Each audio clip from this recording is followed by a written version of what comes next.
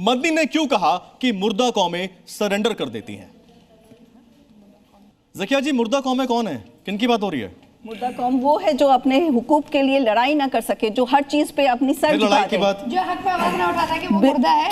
देखिए, आवाज उठाना आप उसको लड़ाई समझिए या आवाज अपना उसको जिहाद बोलिए, या आप उसको संविधान में रहते हुए अपने इंस्टीट्यूशन के लिए एजिटेशन बोलिए। It's all similar. देखिए, अगर यही बात है, मौलाना साहब ने कहा है कि अगर जिहाद के लिए आवाज़ उठाना एक अपना जिहाद है, तो जब 3 तलाक हमारे मजहब में 3 तलाक नहीं था, तो फिर मुस्लिम जो पुरुष थे वो 3 तलाक क्यों दे रहे थे?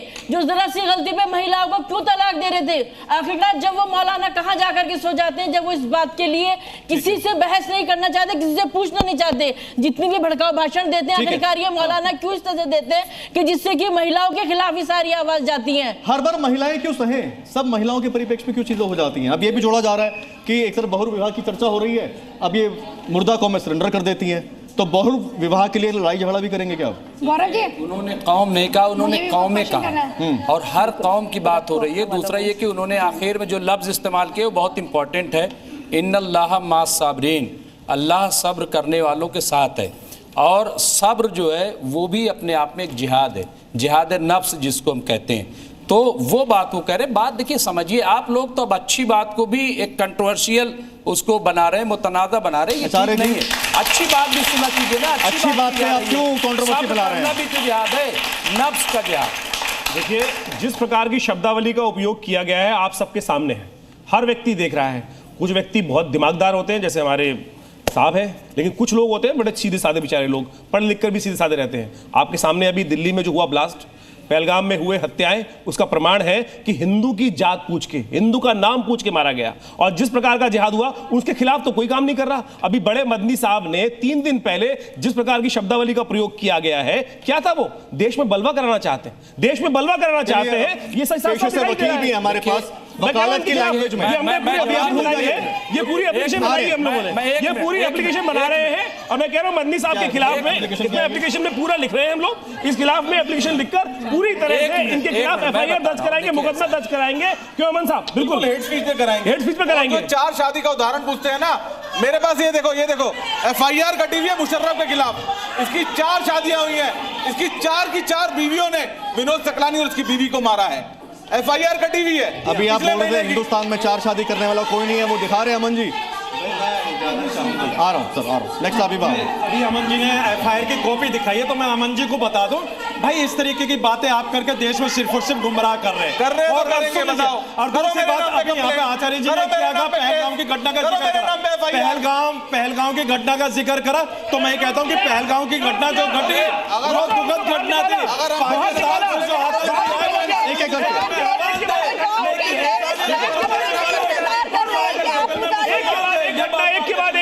कोई सवाल नहीं है।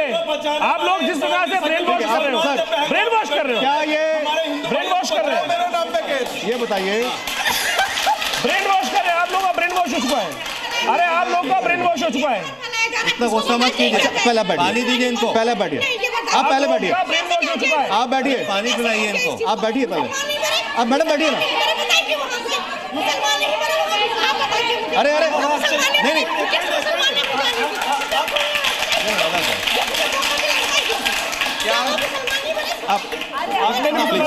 आप बैठिए। अरे पूरे विश्व में आप लोग पानी पी जाए।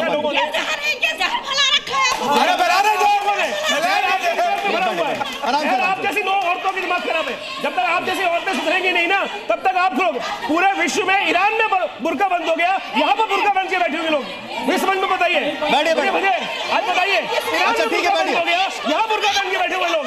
ईरान ने विरोध कर दिया बुर्के का, ईरान ने बुर्के का विरोध कर दिया है, और आप लोग बुर्का बंद के यहाँ बैठे हुए हैं। जिस प्रकार की मानसिकता है। अच्छा रुकिए, क्या कहना है? माइक बोलिए, आराम से माइक बताएं। ये आतंकवादी की डेफिनेशन है। बिल्कुल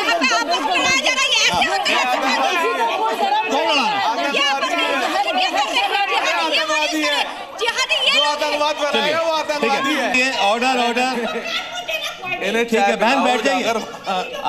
आप थोड़ा पानी पीजिए, बैठ जाइए। बेटा ये तो चलता रहता है तुम्हारा। आ जाना। अच्छा आप बैठिए ना प्लीज, आप बैठिए। हमें आगे भी आना है। बेटा मत बनाओ, ऐसे मत करो। एक मिनट, अरे गुरुजी एक मिनट, चलिए प्रोफेसर साहब आप बताएं। अरे बहन बैठ जाइए, ऐसे मत करिए। अब ये होगा, लोग कहेंगे मुसलमान ऐसे होते हैं। आप बैठिए। हमने कभी कहा आप आ गए जरा, आप जरा आप समझाइए इनको। सुनिए बहन, सुनिए। अरे ये बहन, छोटी बहन, आप इनको सुनिए। समझाइए। अरे मेरी आप बैठिए, मैं जवाब दूंगा। हो गया, आप बैठिए, ज्यादा हो गया। अरे आप बैठिए, आप बैठिए, बैठ के बोलिए। सुनिए बैठिए, अरे बैठिए, आप बैठिए, अरे आप बैठिए। मैं एक बहुत आप ही के फेवर की एक बात कर रहा हूँ। आप सब मेरी बहनें हैं, बेटियां हैं, सब हमारे घर की हैं। सुनिए एक बात तो मैं कहना चाहता हूँ, ये चैनल जो है जी न्यूज़ का, ये 4 दांगे आलम में देखा जाता है। और मैं डंके की चोट पे कहता हूँ उस चैनल से कि जितने भी मुसलमान हैं वो संस्कारवादी, राष्ट्रवादी हैं। और जो मदनी साहब जो ज़बान बोल रहे थे, कोई भी हिंदुस्तान का मुसलमान उस जहर फशानी में यकीन नहीं रखता, क्योंकि हम हिंदुस्तान की मिट्टी से जुड़े हुए हैं, पहली बात। दूसरी बात, जिहाद का क्या मतलब है? जिहाद का मतलब है अपनी बुराइयों से, एक मिनट, अपनी बुराइयों से लड़े, हम अपने गलत चीज़ों से लड़े, वो जिहाद होता है, ठीक है। लेकिन शुक्रिया। सबसे पहले तो आप भारत के मुसलमान से ये सवाल करना बंद कर दीजिए कि इस्लाम चुनोगे या संविधान। बिल्कुल सही जब बात। आप बिल्कुल सही बात। आगे सुन लो। जब आप ये सवाल करते हैं ना, तो रीजनिंग की और संवाद के सारे दरवाजे बंद हो जाते हैं और इंसान अपनी आंख नाक कान बंद कर लेता है कि आप उसके मजहब के खिलाफ हैं। तो आज ये चीज तो क्लियर कर लीजिए। अब मैं आगे आपको बताती हूँ। इस्लाम के नाम पे, शरिया के नाम पे हमें क्या सिर्फ यही पढ़ाया गया है कि 4 शादियां हो? क्या सिर्फ यही पढ़ाया गया है कि हलाला हो? क्या सिर्फ यही पढ़ाया गया है कि तलाक हसन और तलाक हसन हो?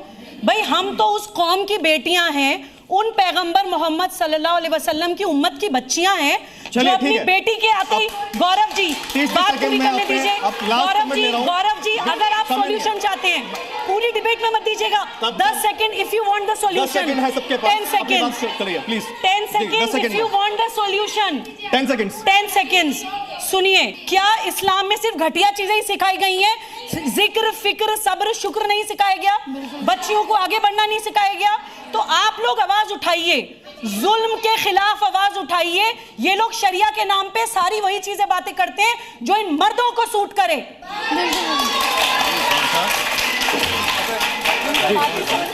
इनके शरिया में महिलाओं की सुरक्षा की कोई बात ही नहीं आती, महिलाओं के अधिकारों की कोई बात ही नहीं आती, महिलाओं के हुकूक की कोई बात नहीं आती।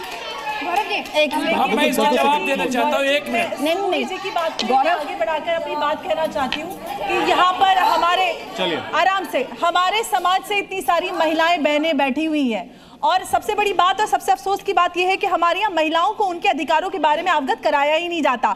जब एक मदनी जैसे मौलाना और बड़ी हस्ती आकर को इस तरह की बात करते हैं तो उनको लगता है कि ये कुछ ऐसा हुआ है जो हमारे मजहब के खिलाफ है और ये मजहब की सुरक्षा के लिए निकले हैं। तो सबसे पहले तो इनको अवगत होना चाहिए कि इनके अधिकार क्या है। और ये